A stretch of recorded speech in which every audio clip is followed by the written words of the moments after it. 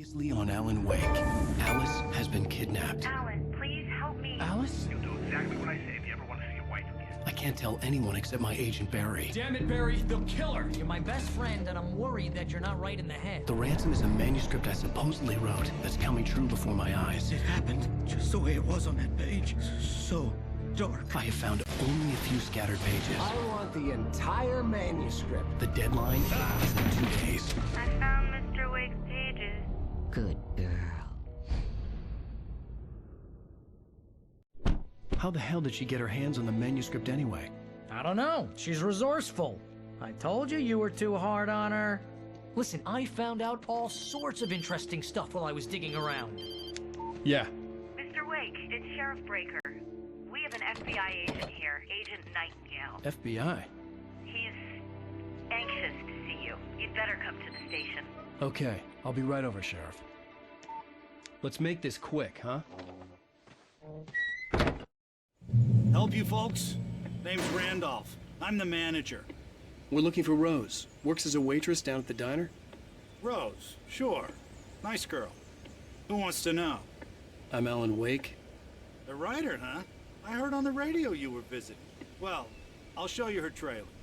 That Rose, she's a nice girl. Always pays her rent on time. As I was saying, Al, I found all sorts of weird stuff from the local newspaper's archives. This place is crazy. Disappearances, mysterious deaths, urban legends come true, and get this, most of this stuff takes place around Cauldron Lake. Well, you ain't wrong, mister. The Indians thought the lake was a doorway to the underworld. I'm the God-fearing type myself. I don't hold with that sort of thing. Yeah, okay. Anyway, there was an island there owned by a guy called Thomas Zane. Now, some of the articles I found about him make him out to be a famous writer, but I ran a bunch of searches, couldn't find a single thing he wrote. Zane was heavily into diving, so much so that the place came to be called Diver's Isle. But the volcano under the lake erupted in 1970, and Zane went down with the island.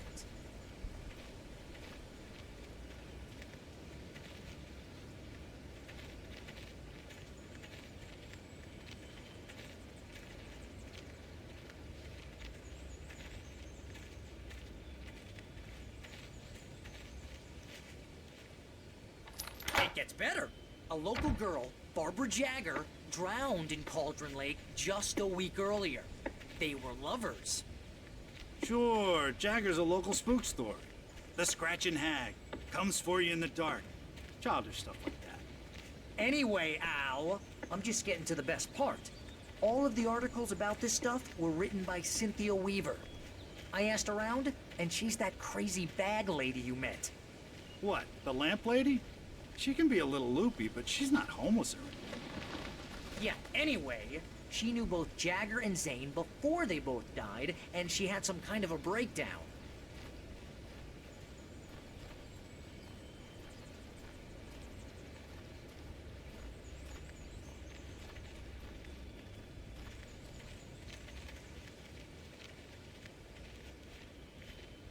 Well, mister, this here's Rose's trailer. You mind me asking what you want with her? We're just here to talk to her, pal.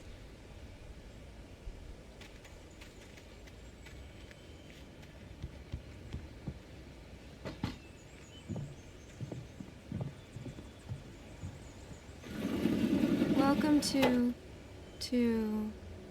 Oh dear, Mr. Wake. I'm so glad you're here. Rose, you have my manuscript? Oh. Oh, yes. Yes. Please, come in. Hey, this is really good. Rose, Yes, my manuscript. I really need it. I understand. I know what you need. A muse to inspire you. Oh, for Barry. She doesn't have anything. Yeah, hey, Al? Al, what's... Oh... Barry! What? What?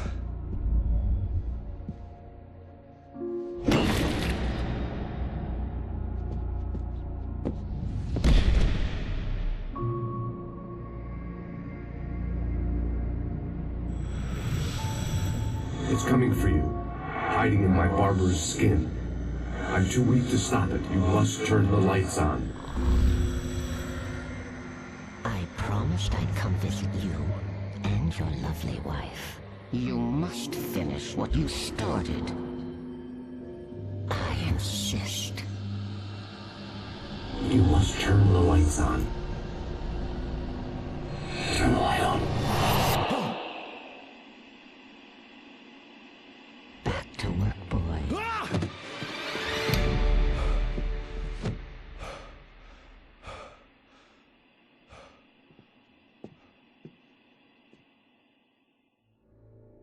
I felt nauseous, hungover. Only anger kept me going. I can't tell reality from dream anymore, but it seems I have an imaginary editor to help me. She's an old woman in a funeral dress. I call her Barbara Jagger. She's very strict. I'm writing faster and faster. My manuscript is being heavily revised. The edits are getting very aggressive, and each day there's less of me and more of her. I hate it, but I know she's right. She promises me I can save Alice this way. She knows more of this than I do. About the complex incantation I'm attempting. About this place. She's worked with another writer under similar circumstances, Thomas Zane. The genre of the story seems to be shifting. It's turning into a horror story. I'm getting close. I can feel it.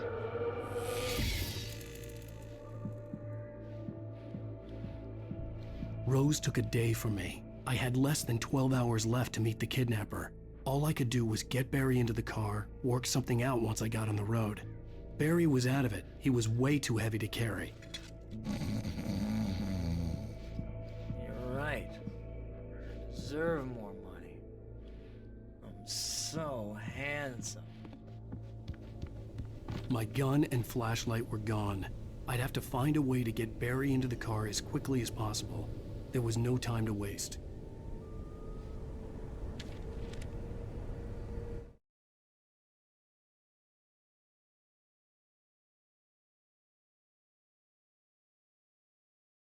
Mr. Randolph liked Rose.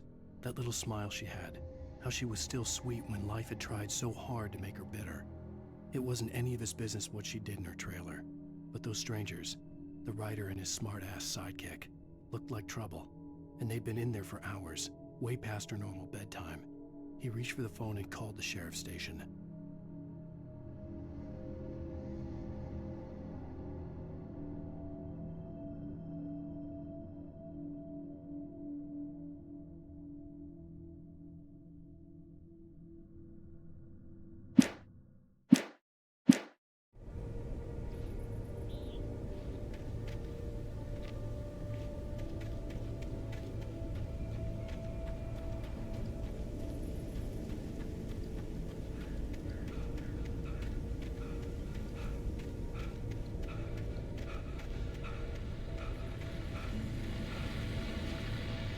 I just stepped outside to catch a breath of fresh air. Let me tell you, the weather's getting heavy. Nights like this make me especially glad I'm here talking to you and not home in bed. Once the weather takes a turn like this, I can't sleep at all. It's all tangled bed sheets and dark thoughts, punctuated by the occasional plunge into nightmare. Is it just me? Well, perhaps it is. But I hope I can make the night a little bit easier to get through. Caller, you're on KBF FM. Hey, Pat, it's Walt Snyder. What's on your mind, Walt? Well, I ain't the way you are, but, well, I can't sleep either, you know? I just been staring out the window here, trying to make sense of it all, but,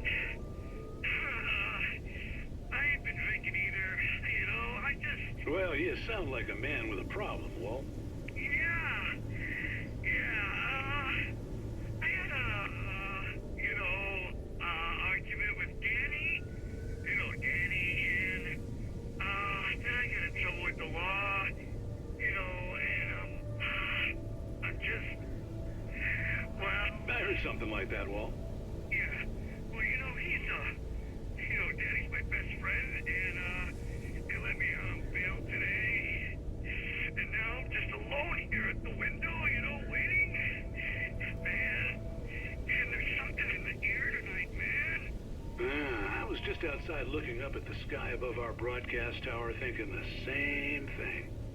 What are you waiting for, Walt? I don't know. Something's gonna happen. I think I better go. Well, Walt, maybe... No, thanks, Pat. Well, good luck to you, Walt. Hang in there. Let's take a little break, folks. This weather's really something else, huh? How can I be sure that you'll walk away?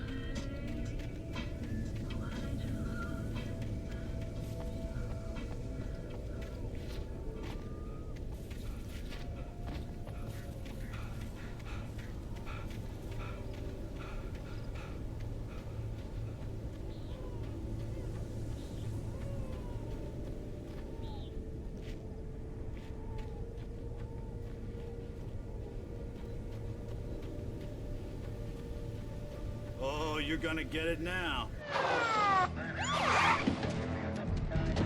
God knows what you've done to that poor girl. This is Agent Nightingale, FBI! Get him up, Hemingway! You're under arrest! You move a muscle, I'll unload right in your goddamn face! Stay right where you are, Slane!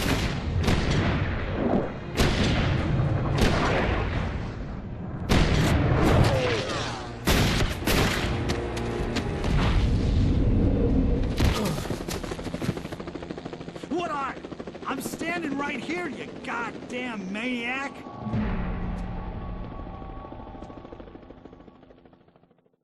I hated to leave Barry behind, but there was no way I'd miss my appointment with the kidnapper. Give it up, Mr. Wake! Come on! Take it easy!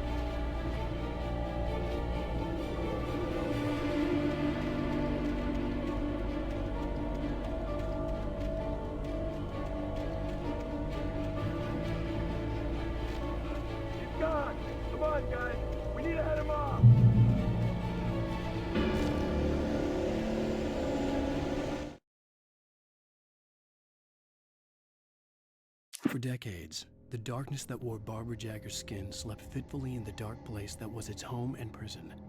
It was hungry and in pain. It dreamed of its nights of glory when the poet's writing had called it from the depths and given it a brief, terrible taste of power and freedom. The rock stars had stirred it from the deep sleep the poet had sunk it back to in the end. When it sensed the writer on the ferry, it opened its eyes.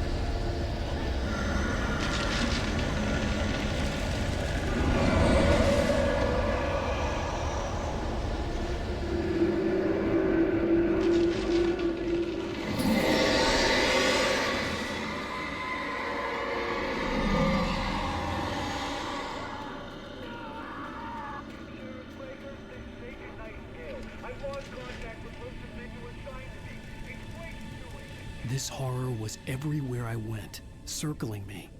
The cops didn't stand a chance. They were after a writer, not a monster. You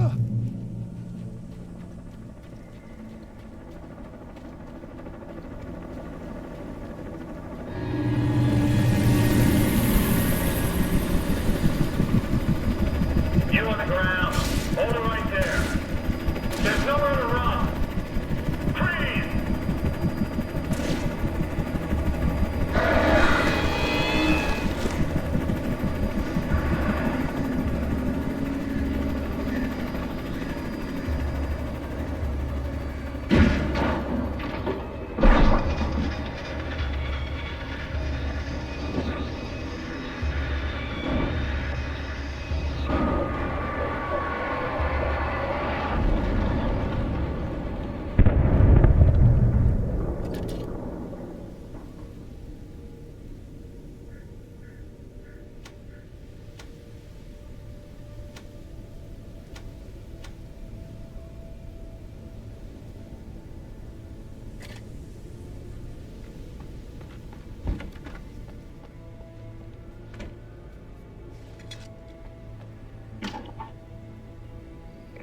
This is James. Mulligan, Thornton, come in. Over. Thornton here. James, we got both Wheeler and Rose in custody. They didn't put up a fight or anything. But they were... Hey, what are you doing? Come on. Sit down and give me that. James, Mulligan here. Over. Go ahead, Mulligan. Over. We got Wheeler and Rose here. Wheeler's drunk or hopped up on something. Speaking of which, that Fed had a pretty distinctive whiff of Otis Scotch about him, you know what I mean. Over. I don't have anything on that, Deputy Mulligan. Over. Well, whatever. Anyway, Rose is just being plain weird here. You better get Doc in and take a look at both. Over. Gotcha. You better get them here quickly. The, Fed's gonna want to interview Wheeler. Over. Oh, yeah, I'll bet he does. Looks like they have a lot in common. Mulligan out.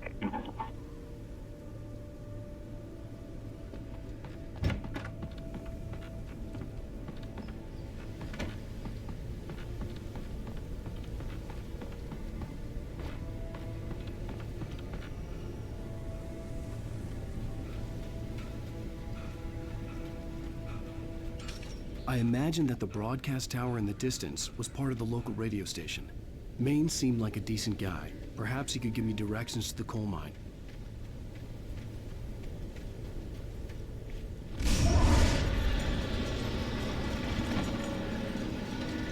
Unnatural shadows clung to the gate.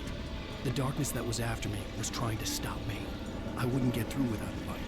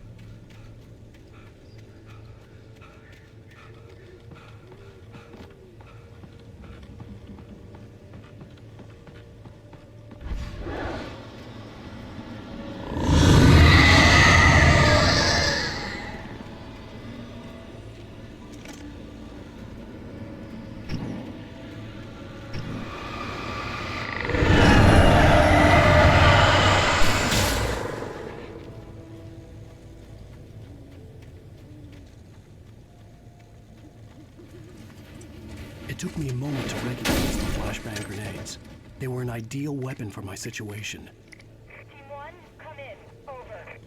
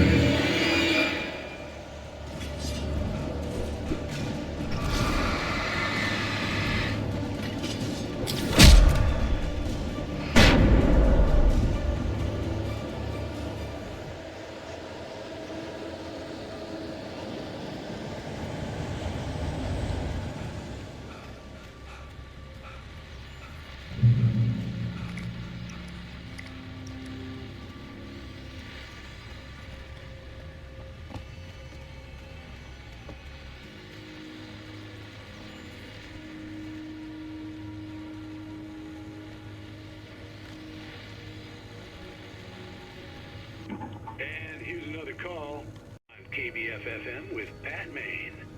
It's Milt Peabody, Pat. What's on your mind, Milt? Well, I live near the trailer park, Pat, and there's a big ruckus going on over there. Well, that's just up the road from me, too. What's going on, do you know? I don't know, but there's a bunch of police cars there, lots of sirens, a helicopter buzzing around, and I think I heard some gunshots. Gunshots? Yes, sir, like from a pistol. So can you find out what's going on? Because it's just next door and they're popping off guns there. They're still shooting? No, it was maybe 10, 15 minutes ago. It sounds serious, Pat. I'm telling you, it don't sound like no party.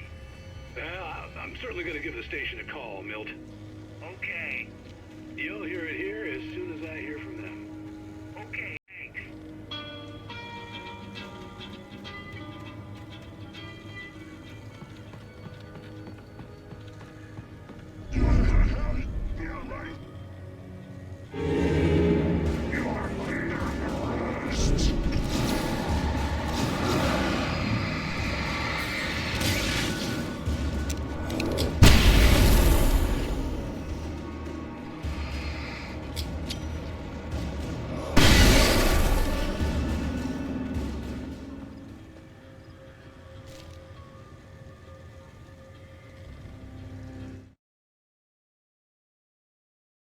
Touched by the dark presence, Rose was lost in a dreamland where everything was drawn in black and gray crayons.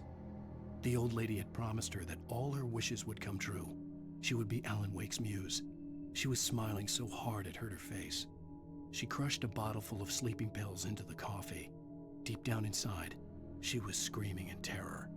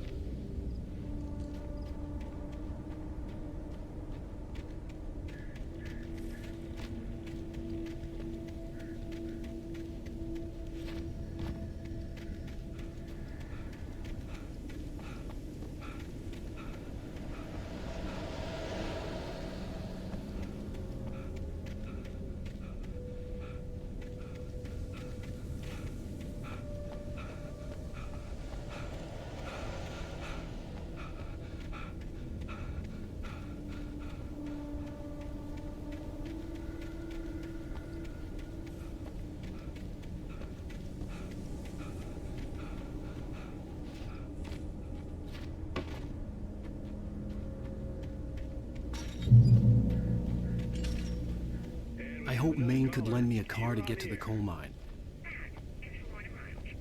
Well, hello, Lorna. What do you have for us?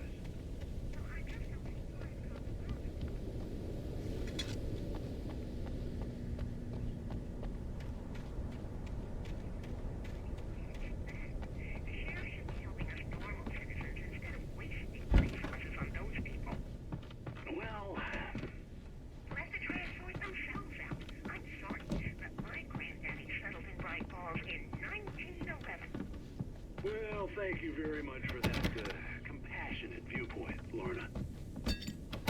Oh, here's a little surprise. The famous writer Alan Wake just walked in. Folks, I'm going to see if I can talk him into an interview. Come on in, Mr. Wake. Oh, I'm so glad you could find the time to do this, Mr. Wake. Nowhere to run now, Dan Brown. You back away from me. Don't hurt her. Whoa. Everyone calm down. Put the gun down. We're all friends here, right? Cool your jets, Nightingale. We got him. Judas Priest! What the hell's the matter with you? There's a civilian in there.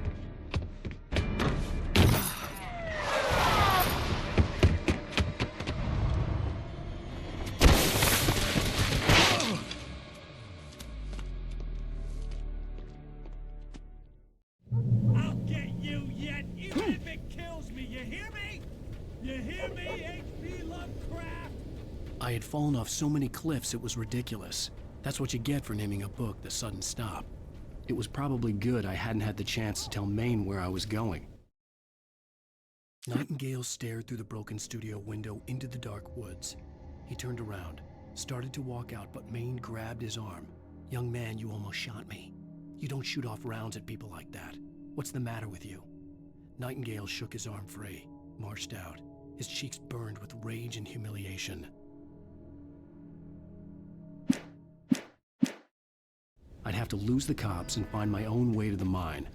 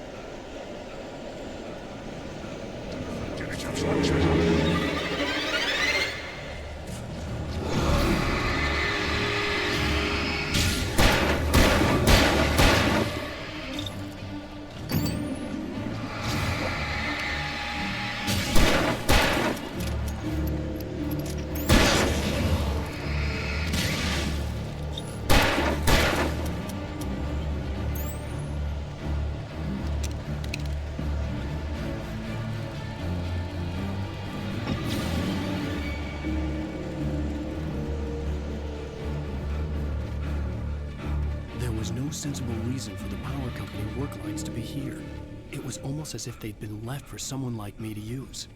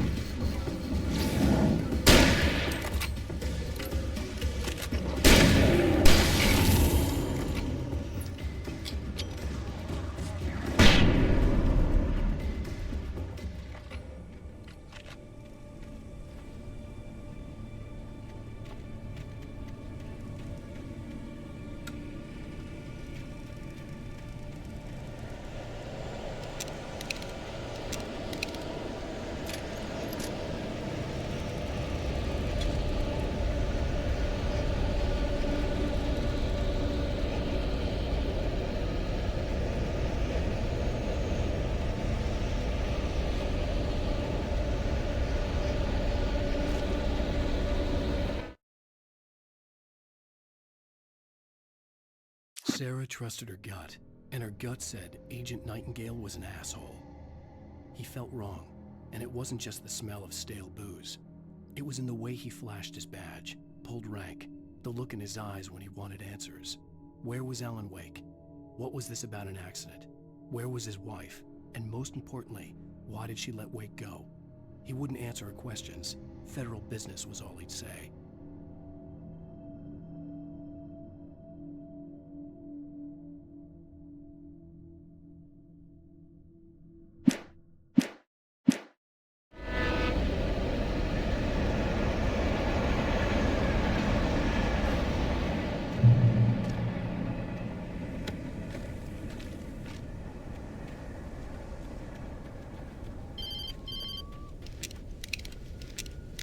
Hello? The most stubborn man I've ever met. Alice? Alice? Alan. Alan. I'm so afraid. He keeps me in the dark. Please help me. I look at you, Alan, and it's not you. Something else. Looking out from behind your eyes. Alice, I'm here. I'm so alone here. It's all gonna go to hell. You need to be careful. Cooperate. The connection had been terrible, but that wasn't the only thing that hadn't been right with the call. She sounded wrong somehow, but she had called me.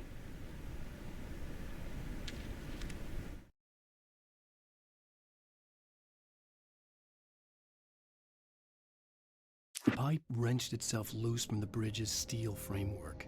Wrapped in darkness, it floated in midair, twitching. For a moment, I didn't understand what I was looking at. The heavy object lurched at me with impossible force. I threw myself out of the way, but just barely. When I turned my flashlight on it, it shook in a dark rage before it flew at me again.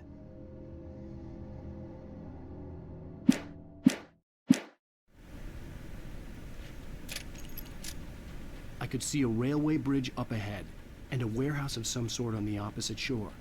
I hoped I could find a car from there.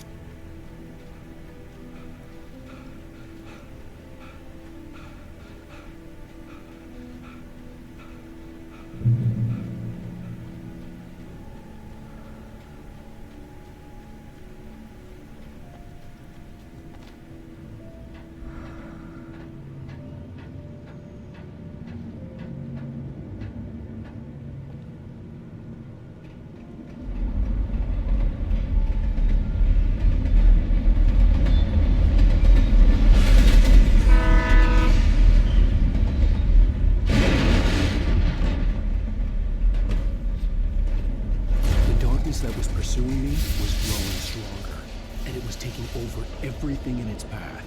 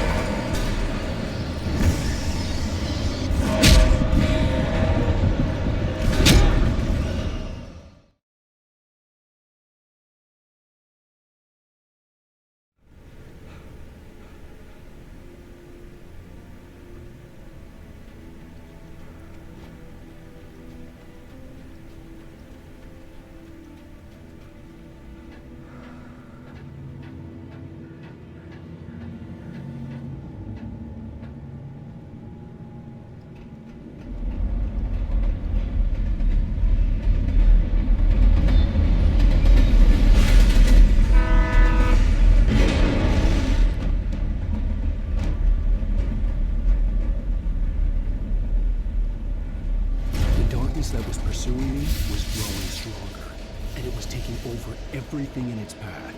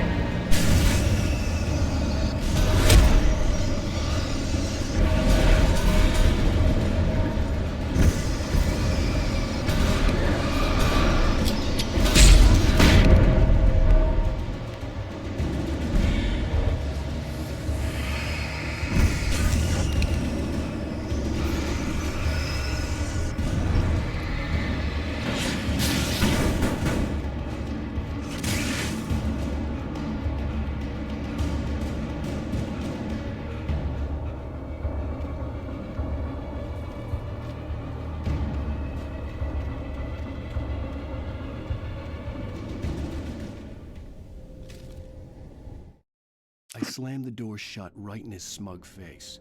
He pleaded for me to open the door. True to form, the asshole actually thought I would obey. I had no sympathy left, no guilt either, not for him. I took a moment to savor the scream. I bet I had a smile on my face. It was all that I had time for. The dark presence was inside the lodge with me.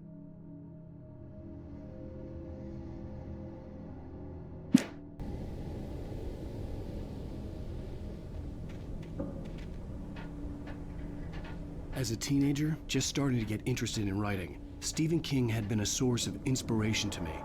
I thought about all the inanimate objects that had come to life in his books. No one is safe in a good horror story. Certainly not the protagonist. That's what makes them fun. This was anything but.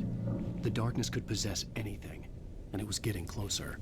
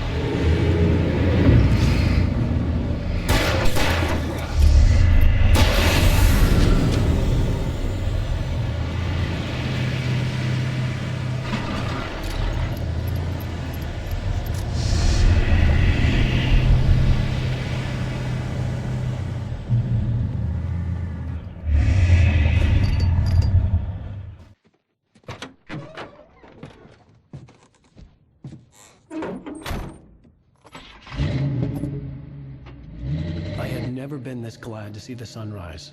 I had a couple of hours to get to the coal mine.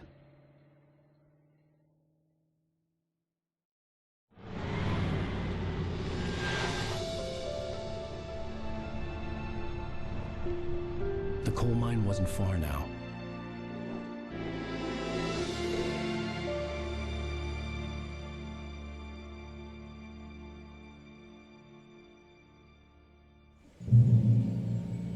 Today, I would meet the kidnapper, and he would give me Alice. I wouldn't give him any other choice.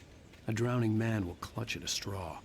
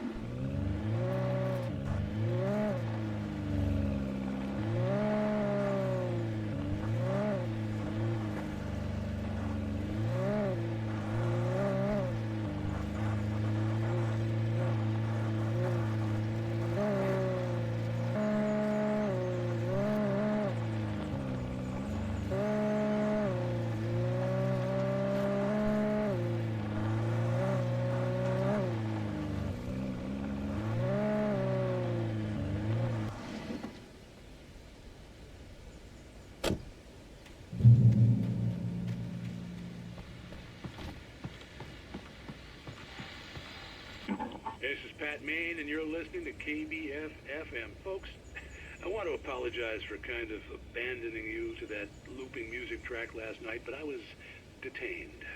You see, I encountered a big-shot G-man with an itchy trigger finger who could use a lesson in manners and a boot in the ass, not necessarily in that order either. Now, folks, I know I'm not being very informative here, and I apologize for that. I really should just keep quiet, but I'm just so peeved right now, because some people just shouldn't be carrying badges. And I'm just glad that our Sheriff Breaker was there to straighten things out. And if someone I met last night is listening, let me just say, I'm sorry if my mouth got you in trouble. I'm pretty sure you're not the bad guy here. Godspeed, son. I hope you know what you're doing. Now, on a lighter note, I'll be talking to Dr. Nelson all morning. But first, a little music.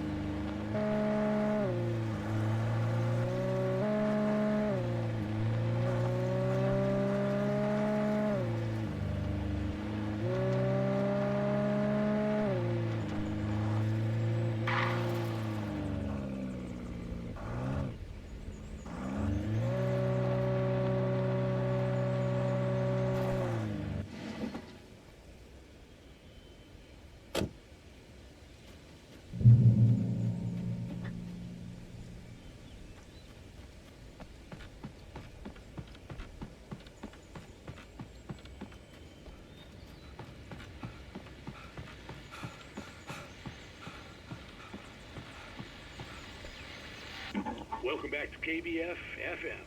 Hope you enjoyed that tune. Now, Doc, you were talking about life and finding that special someone, that soulmate. Well, you were talking about that. I was saying I don't buy it. Well, see, to me, that's strange, because I always pegged you as a hopeless romantic. You got me there, Pat. But I think love's where you look for it. And you need to do a lot of looking, sure. But the idea that there's that one special person out there for you, and if you miss that chance, it's gone forever and you're forever incomplete. I mean, isn't that depressing? Or heck, childish even? There's plenty of fish in the sea. And apparently a fisherman has a fishing analogy for everything, but what you're saying, isn't that a little harsh? Well, no. What I am saying is that your potential for finding that connection isn't limited to what's essentially a chance encounter. How is that harsh? Yeah, well, I guess that's a nice thought, but let me say something personal here. Okay. Now, well, I don't disagree with you exactly, but I can't really fit that together with what I feel, what I felt for someone, because she was the one. She was. And I let her drift away from me. Maybe I didn't put in the work, I don't know, but, well, since then, and it was a long time ago, but since then, there hasn't been anyone, not like her. And I'm not saying I dwell on her or haven't moved on. I like my life. I'm not living in the past, but I do miss the way she completed me. You can't argue with the heart, Pat. I'm sorry, folks. I had kind of a scary experience last night, and let's just say it's shaken a few things loose.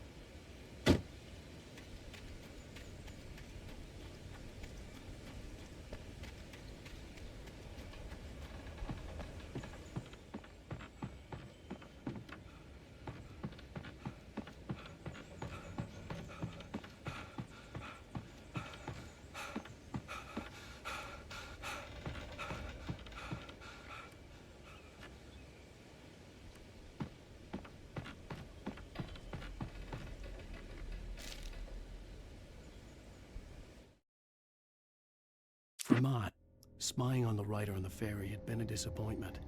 His boss had made Wake out to be something special, but Mott hadn't been impressed. He'd gotten a good long look at the wife, though, and he liked what he saw. Mott had fantasized about goading Wake into a fight, but it hadn't happened. Still, he'd get his chance to see if the writer had anything in him. He'd been promised as much.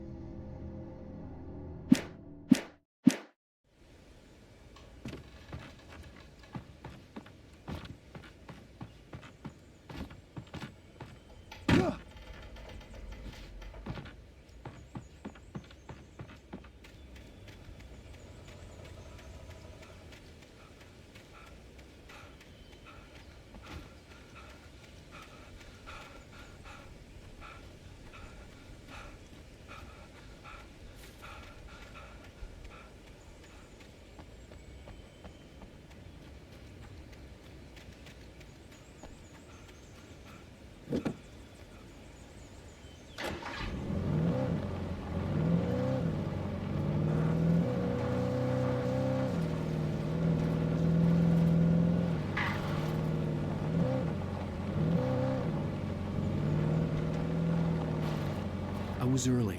I was supposed to meet the kidnapper at noon in the main building. The coal mine was quiet. It was a museum now.